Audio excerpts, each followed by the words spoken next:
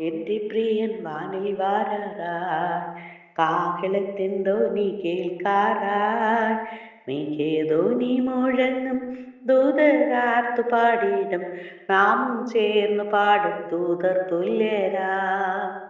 പൂർണ്ണ ഹൃദയത്തോടെ ഞാൻ സ്തുതിക്കും, നിന്റെ അത്ഭുതങ്ങളെ ഞാൻ വർണ്ണിക്കും.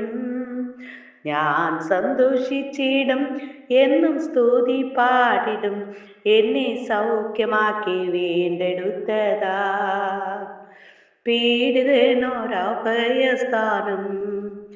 സങ്കടങ്ങളിൽ തുണ നീ. ഞാൻ കുലുങ്ങുകില്ല, ഒരു നാളും വീഴില്ല, എൻ്റെ യേശു എൻ്റെ കൂടെയുള്ളതാ.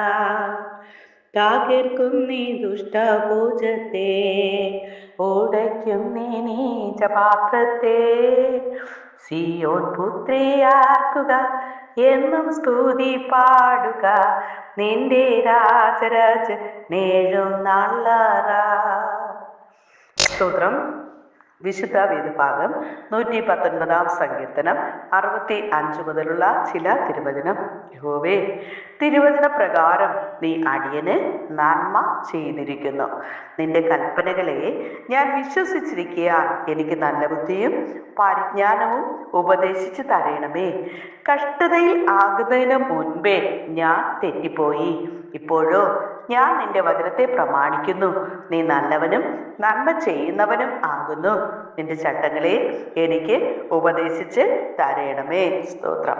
സ്നേഹവാനായ നല്ല ദൈവമേ കർത്താവേ, ഒരിക്കൽ കൂടി അങ്ങയുടെ സന്നിധിയിൽ കടന്നു വരുവാൻ അടയങ്ങളുടെ ജീവിതത്തിൽ ആയുസിന്റെ ഒരു ദിനം കൂടി നീട്ടി തന്നതിനായി നന്ദിയോടെ സ്തുതിക്കുന്നു, സ്തോത്രം ചെയ്യുന്നു.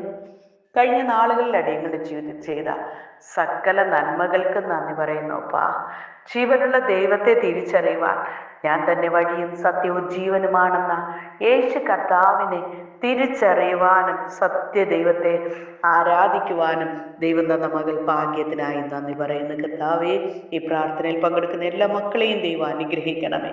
സന്തോഷവും സൗഖ്യവും സമാധാനവും നൽകണപ്പാ. രോഗികൾക്ക് ആശ്വാസവും വിടുതലും നൽകണപ്പാ. പിശാചിനാൽ ബന്ധിക്കപ്പെട്ടവർക്ക് പിശാചിന്റെ ബന്ധനങ്ങളെ അഴിപ്പാനത്രേ മനുഷ്യപുത്രൻ പ്രത്യക്ഷനായി എന്ന ദൈവത്തിന്റെ വചനം പോലെ പിശാചിന്റെ ബന്ധനങ്ങൾ അഴിച്ച് സ്വാതന്ത്ര്യത്തോടെ ദൈവത്തെ ആരാധിപ്പാൻ ദൈവം സഹായിക്കണമേ. സകല ജനവും നിത്യജീവൻ ഒരുങ്ങുവാൻ അങ്ങ് സഹായിക്കണമേ. സ്വർഗത്തിലെയും ഭൂമിയിലെയും സകല ആത്മീയ അനുഗ്രഹത്താൽ അങ്ങ് നിറച്ച് മാനിക്കണമേ, അനുഗ്രഹിക്കണമേ. യേശു കർത്താവിന്റെ നാമത്തിൽ ചോദിക്കുമ്പോൾ കൃപയോടെ കേൾക്കണം നല്ല പിതാവേ. ആമേൻ. God bless U.